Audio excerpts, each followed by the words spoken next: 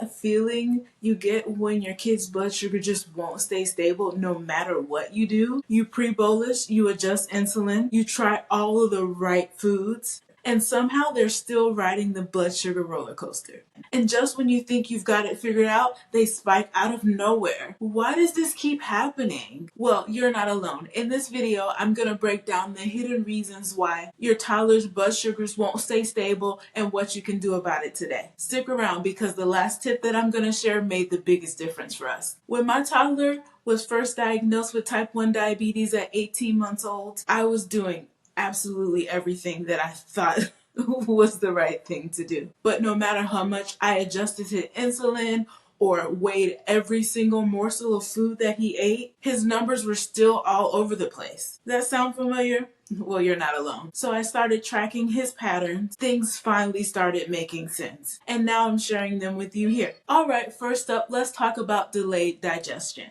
If your child is eating meals that are high in protein and fat, their food may be digesting slower than their insulin is working. So here's the problem. You dose insulin looking for a quick blood sugar response, but instead their numbers stay steady for a while, and then out of nowhere, a spike hours later. So how can you fix this? If your child is on an insulin pump, try extending the bolus over several hours. Or if your child is on MDI or multiple daily injections, you might need to split the dose, part before the meal and part later. And most importantly, track patterns. If this happens often, making adjustments to insulin timing can make all the difference. But what if the issue isn't insulin or food? What if it's happening actually before you even notice it? That's where those sneaky lows come in. This one surprised me. Sometimes kids go low without obvious symptoms. And what does their body do? It dumps glucose to protect itself. So when your child's blood sugar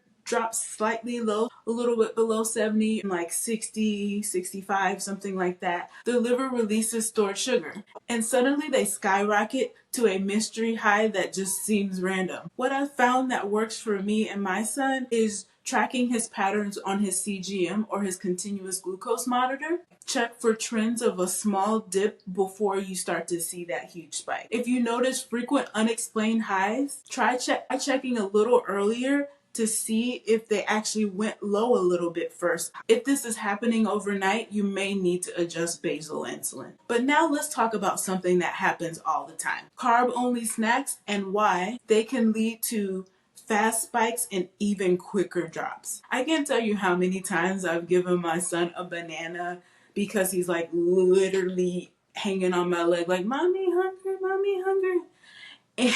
And I've given him a banana or just any type of fruit without any fat or protein that can help slow down the digestion. And I know I'm not supposed to do that, but when your kid is like literally screaming, "Hey, I'm hungry, I'm hungry, I'm hungry," you're just like, "Here, kid, have some food." Because carbs alone can cause a quick spike.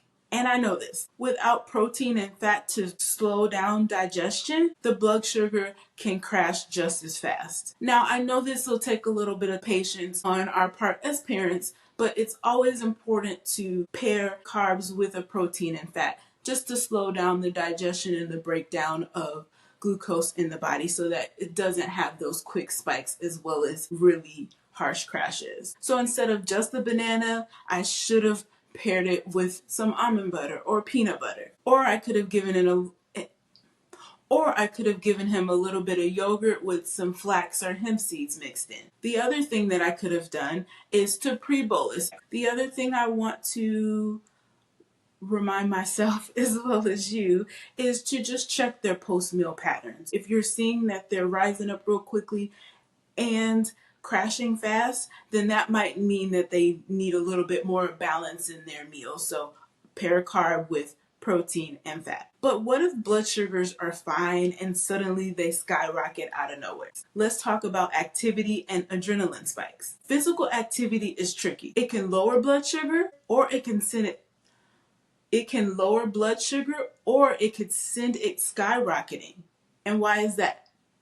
Adrenaline. If your child is running, jumping, or playing really hard, adrenaline can raise their blood sugar. But if it's a longer sustained activity like walking, their muscles can pull in glucose and cause a delayed drop. What I found that works is I like to either finger poke before we had our CGM, or check his CGM before we start any activity. If your child is on the lower end, then consider giving them a little snack. And if you notice adrenaline spikes after some activity, then you may also want to consider giving a little bit of correction to help with that. Track what happens after different activities so you can know which direction you need to go. So there you have it. 4 reasons why your child's blood sugar can sometimes be unstable and what you can do about it. Have you noticed any of these patterns in your child? Drop a comment below. I'd love to compare notes. You're doing an amazing job. This journey is not easy. Trust me, I know.